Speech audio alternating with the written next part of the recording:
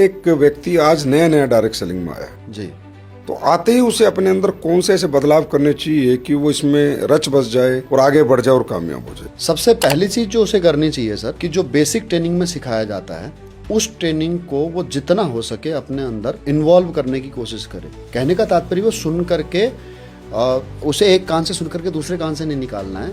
अगर उसे बताया जा रहा है बेसिक चीज की गोल लिस्ट इनविटेशन, तो उस पर और 100% काम करे। दूसरी बात यह है कि जो बेसिक नॉलेज कंपनी का उसे होना चाहिए, प्रोडक्ट का उसे होना चाहिए, बिना इसके उसको मार्केट में नहीं उतरना चाहिए अनटिल जब तक कि वो लोगों के सवालों का जवाब न दे पाए। तो मेरे कहने का तात्पर्य यह है कि उसका सबसे इंपॉर्टेंट रोल ये होना चाहिए कि वो अपने आप को एजुकेट करके मार्केट में लेकर के जाए। तीसरा point sir, direct selling business केवल पैसा कमाने का जरिया नहीं है, ये करियर बनाने का बहुत बड़ा प्लेटफॉर्म है।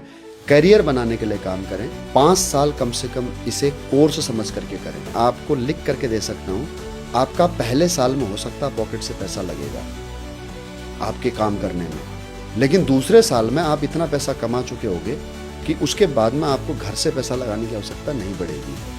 आप दूसरे साल में यहीं से कमाओगे, यहीं लगाओगे, और तीसरे साल में आप इस अचीवमेंट पर होगे जितनी अचीवमेंट आप शायद नौकरी करके 20 साल में आप ग्रोथ नहीं कर पाओगे, उतनी यहाँ पर आपकी तीसरे साल में ग्रोथ हो जाएगी। ये प्रैक्टिकल